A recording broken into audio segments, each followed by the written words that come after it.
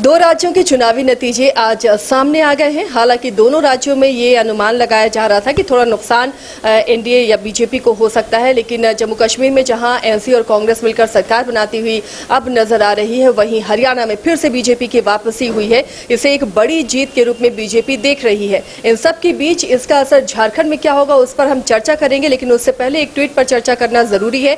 X पर post किया है पूर्व सीएम चंपई सोरेन ने, जो अब बीजेपी में शामिल हो गए हैं। उसके बाद उन्होंने लिखा है कि हरियाणा तो झांकी है, झारखंड अभी बाकी है। तो इससे अंदाजा लगाया जा सकता है कि इस जीत से बीजेपी कितनी उत्साहित है। जो अभी अभी बीजेपी में गए हैं चंपई सोरेन, वो कितना उत्साहित है। हमारे सहयोगी राकेश रंजन भी जुड़े हुए। इस ट्वीट से हम झारखंड के अब चुनाव को समझने की कोशिश करते हैं।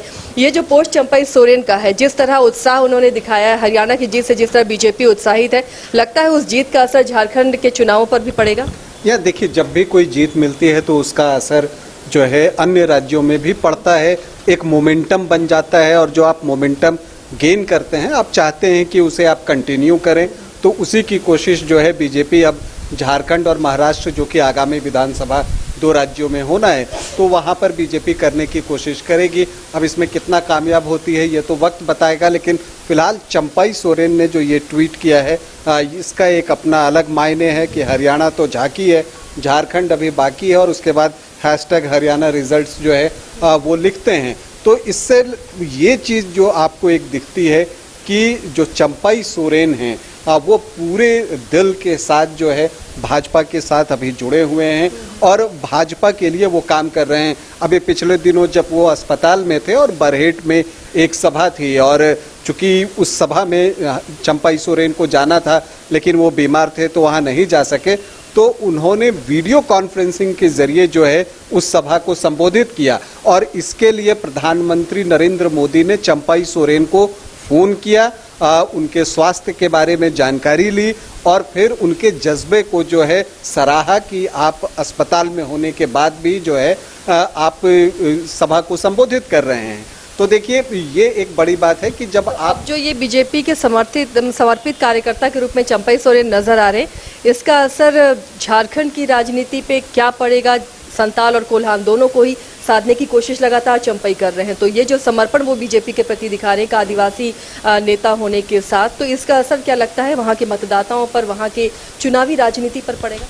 जी, जैसा हम लोग चर्चा करते हैं और अक्सर इस बात को समझने की कोशिश करते हैं कि चंपई सोरेन तो अब पूरी तरह से भाजपा में आ गए हैं, और आप देखेंगे कि उनके जितने भी बयान आ रहे हैं वो बीजेपी की तरफ से आ रहे हैं, और बीजेपी का उत्साहवर्धन करने वाला और एक बीजेपी नेता के तौर पर आ rहे हैं। लेकिन महत्वपूर्ण ये है कि जो उनके क्षेत्र के वोटर्स हैं, जो कि आज तक चंपई सोरेन को वोट करते थे, वो कब करते थे? तब करते थे जब वो जेएमएम के नेता थे।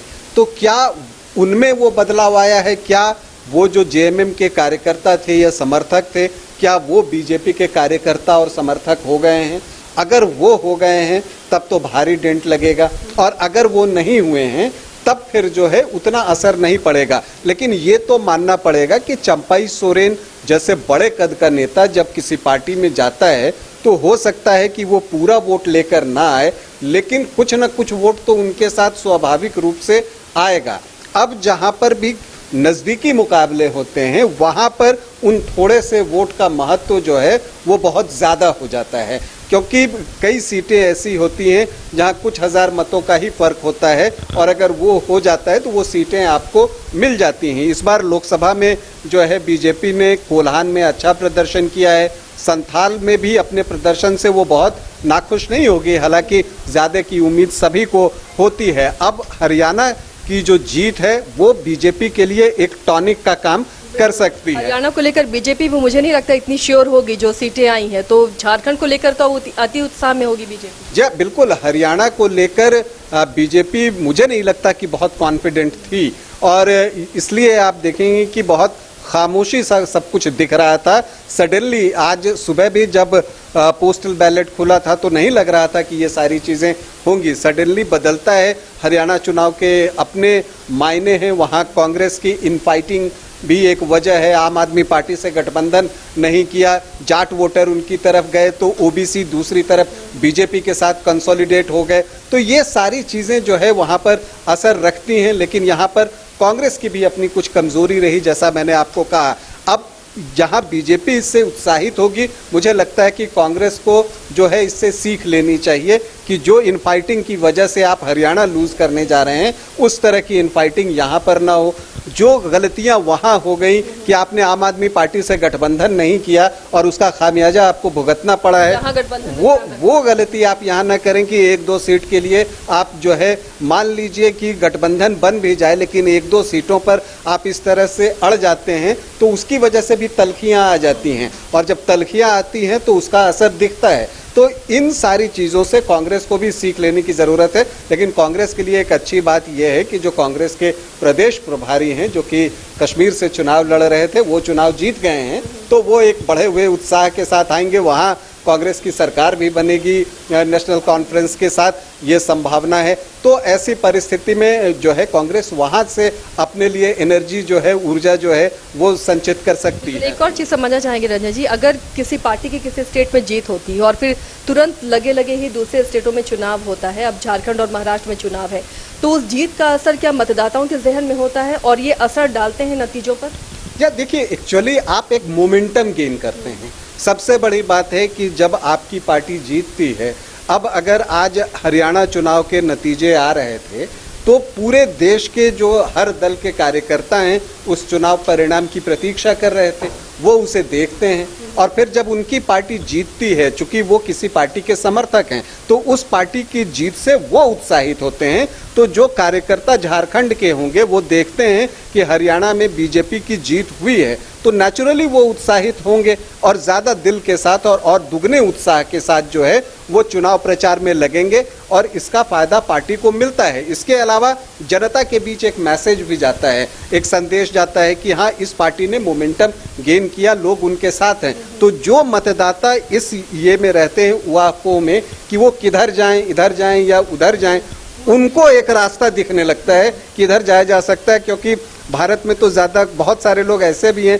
वोट उसी को देते हैं जो जीतने वाला होता है। तो ये सारी चीज़ें जो है काम करती हैं। तो नेचुरली हरियाणा चुनाव का जो परिणाम है उसका आपको लाभ बीजेपी को मिल सकता है, और बीजेपी इसे इस तरह से झारखंड में प्रेजेंट भी करने जा रही है। ये मानकर चलिए कि अब इसकी चर्चा आपको सभाओं में होगी, और जो बीजेपी के नेता आएंगे, चाहे वो हेमंता बिस्वा शर्मा आए, आपको कृषि मंत्री शिवराज सिंह चौहान आए, या जो बीजेपी के अन्य प्रदेश स्तरीय नेता हैं, अब जब सभाओं में जाएंगे तो हरियाणा की जीत की बात करेंगे और वो बताएंगे कि देखिए हम तीसरी बार आ रहे हैं। मतलब हमारा काम जो है बोलता है। वो जो एक आपको खर्ची और पर्ची वाली बात जो हरियाणा में उठाई गई थी कि नौकरियां कैसे दी जा रही हैं, तो या तो आप खर्च कीजिए, मतलब रिश्वत दीजिए, या पर्ची से दीजिए। तो कांग्रेस के शासन में ऐसा होता था।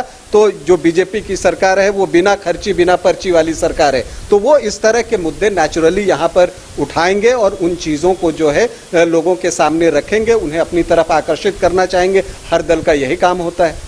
चलिए, तो इस जीत से उत्साहित बीजेपी और चंपई सोरेन की हुंकार आने वाले झारखंड विधानसभा चुनाव के परिणामों पर क्या असर डालते हैं, उस पर हमारी नजर होगी। और जब झारखंड और महाराष्ट्र के चुनावी नतीजे आएंगे तो उसका असर बिहार के विधानसभा चुनाव पर भी होगा, और उस पर भी लगातार हमारी नजर बनी रहेगी। आप देखते रहिए न्यूज़ 22 को।